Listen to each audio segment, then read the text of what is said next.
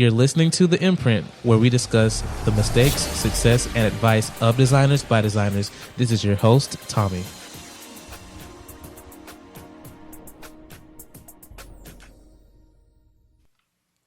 What's going on, guys, and welcome to an episode of The Imprint. I'm dropping stuff already, y'all. But today we have in the studio Dominique Prescott. Hey, what's up? So today we're going to just go ahead and jump right into it.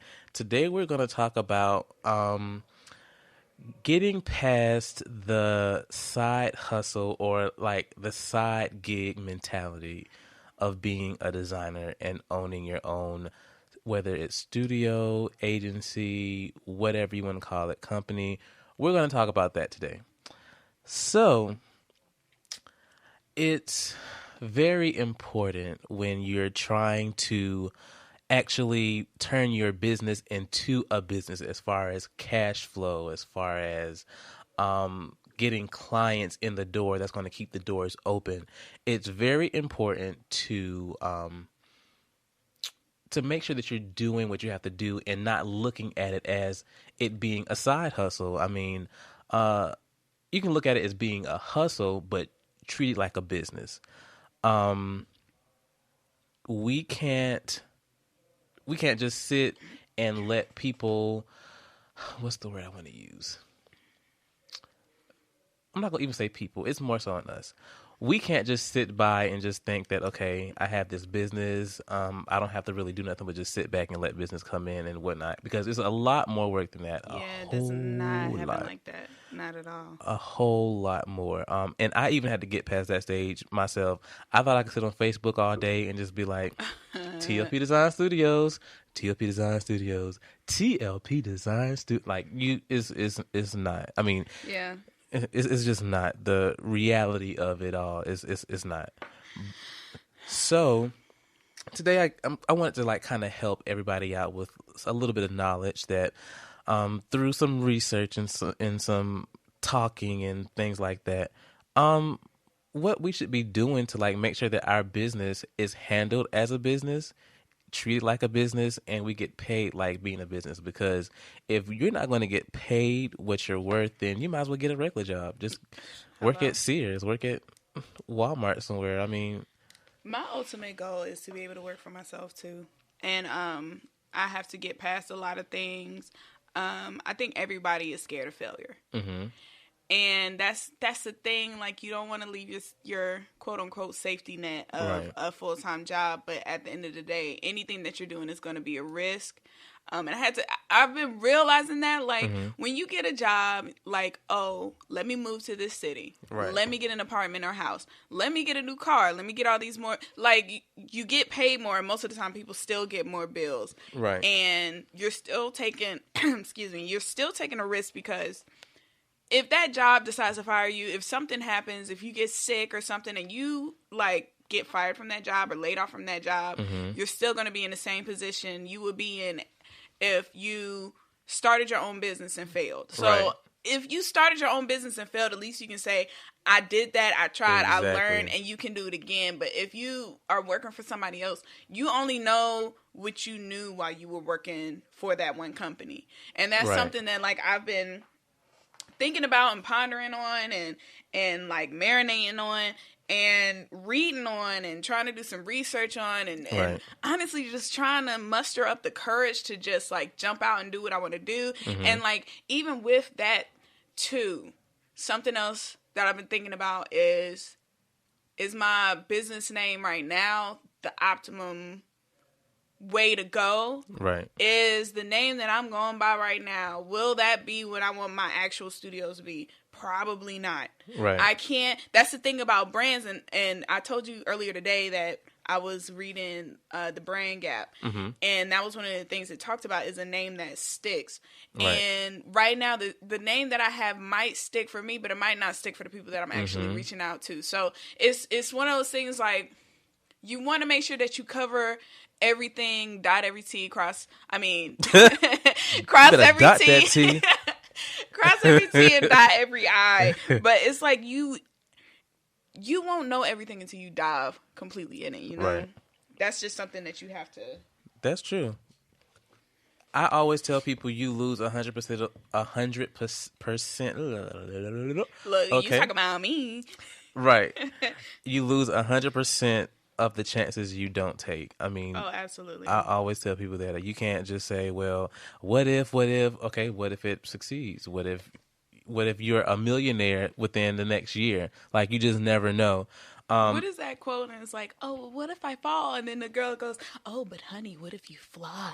I don't even think I don't think I've heard that Yeah, before. you have. Is it a Disney movie? I've heard Oh that quote so many times. I don't know. Whatever. You're no, welcome. I'm just saying is I've never well I've heard something similar to it, but I don't think I've ever heard that one. But that's a Okay. good one though. That's Yeah, it is. like you just never know. Yeah. And you mentioned like business names and things like that, and like working for other companies. That's the thing. Like, There's nothing wrong with working for another company if you're doing your own thing and working on getting your thing to the place that you can like just do away with the company. Because for one, I mean, I've heard so many stories and so many people saying that they worked this job for X amount of years and then ended up getting laid off before they can do retirement and stuff like that. And I was like, I would be pissed off. Like, Man, we're in the. I've heard of a similar story recently of somebody who worked at a company for 15 years or 8 years. It was like somewhere between that time, a long time for a technology company. And he was working an odd job, like proofreading and like updating dates for files. So when the company got bought by another company or a bigger company, he was put in this position where like, okay, for some odd years, you've been doing this odd job that designers are responsible for. So you don't really classify yourself as a designer. So what do you put on your resume? You can't say, Right. oh, well, I'm a designer that only updated files. No, you can't do that. Nobody's going to pay you what you were getting paid because you're not doing a design Exactly. job. Exactly. And it's just crazy because like you just never know when it comes to other companies. Yeah. And like you never know when your position could be terminated. You never know when your position could be terminated. So you just never know. So that like just drives me even the more to make sure that I grind and do what I have to do Yeah. to make sure that my business is getting what it needs to get, that I'm talking to the people that I need to talk to, that I'm networking as much as possible. That just pushes me even the more. So in networking, I wanted to touch on that while I said that. Designers do not like to Well, no, I'm not gonna say they don't like to network. They like to network with other designers, and that's not a good thing. I mean, it can be, but for business, it's not. Yeah. Looking at it as far as getting money in or getting clients in, it's a good thing to network with other people that aren't designers. Yeah. So, but if you're looking to partner with another designer or another designer is stronger than you are in a certain area, then hey, partner up with them. Say you will not say because you do good illustrations. Say a client comes to me, I want a logo done. These are low numbers, guys, so I'm not saying charge this, but a client comes to me or a potential client comes to me, hey, I want to get a logo done. How much do you charge?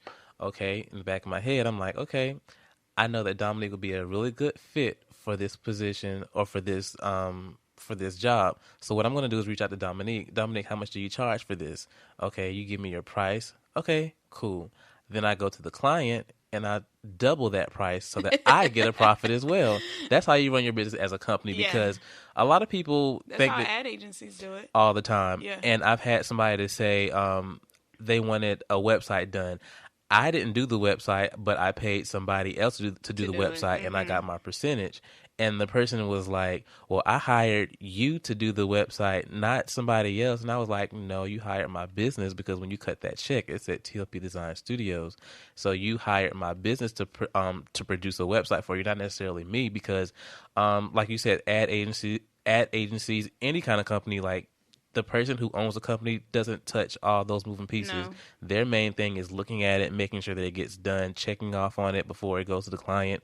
And that's how you build a business. I mean, that's how you make yourself or your business profitable by going and if somebody does something better for you, I mean, does something better than you would, go hire them to do a certain project for you. And then you just never know if that's a good project or that you come out with a good result, then more people are going to come to you. You change the name of your business. Well, not change the name of your business, but you change the motto or whatever message you have your business as. You say, we specialize in yada, yada, yada. That's how you're going to separate yourself from the other people that design. But I mean, everybody designs nowadays, but you have to design with a mission or a purpose in order to like separate yourself from them, because people say, oh, well, how much do you charge all the time? And I tell them, oh, I can get that done for half of the price. Okay, well, you might need to go to them because what I pride myself on is that when you come to TLP Design Studios, you don't have to get 15 revisions done. If you're coming to us, then you're getting something done that we know how to do, and it's going to cut back on time as well. So a lot of my clients, they don't have time to waste, and when it comes to what they need done, a lot of them have been like, well, we've been burned in the past, or we've had this happen, we've had that happen. That's like bringing baggage to a new relationship. You can't do that. Yeah. If that's how you're coming in here, this isn't the right place, or I'm not the right person to talk to. And my thing is, almost, if you've had that happen, then chances are you weren't going to the right person, or you needed to kind of do a little bit more searching, or maybe it's you. I didn't say that. Maybe it's the customer themselves. Maybe you need to look in the mirror.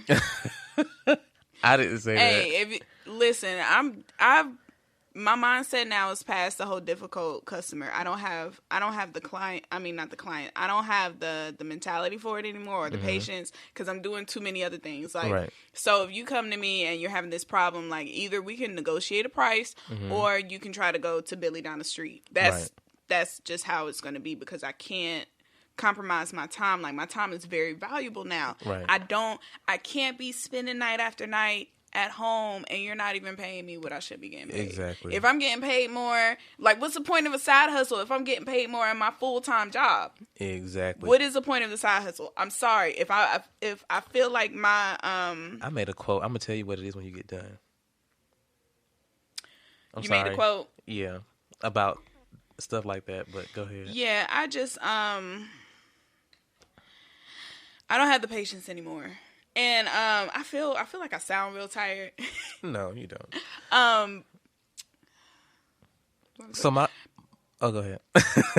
No, go ahead, because I was going to go back to networking.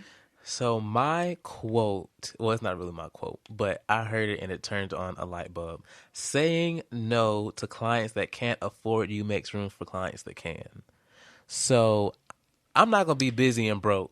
I'm not. Here's the thing, though. Clients that can't afford you are expecting up to par. Like, you can try to charge as much as you want, but if your stuff don't look like what they looking for, it's not going to happen. Exactly. I have gotten to the point where I have raised my prices a little bit, and because I know what kind of clients that I want, right? And I'm just like, I'm pushing myself to be more marketable. So when I give them that price tag, they're like, you know what? Yeah, I can see that. If you feel like you have to like debate that, then maybe like I have to look on both sides of the spectrum. Like, are you broke, or am I not marketing myself to the point where you agree with that price? Right. And one thing that designers have the capability to do, if you know, you can't just throw up a business or throw up like whatever kind of company you want to do. You can't just throw it up. You have to take time. You have to package it. You have to make it look right. So if I want to have Fortune 500 companies as my clients, I need to package myself as we have Fortune 500 companies as our clients. These are the people that use us. So that means getting your business cards looking like a Fortune 500 company is your target audience. That means your website needs to reflect that. That means everything needs to look the way that it needs to look in order for you to get those people in the door. My website is my soft spot right now because I hate it. I feel like I changed my website every year, and I've gotten to the point where I have outgrown it, and I'm like, I just did this doggone thing, and I'm like, man, am I really gonna go through this to change it again? Yup. Because you know what? I know what the payout is gonna be, and it's never. Every time I've redone my website, whether it's ugly to somebody or cool to the next person, it has been doing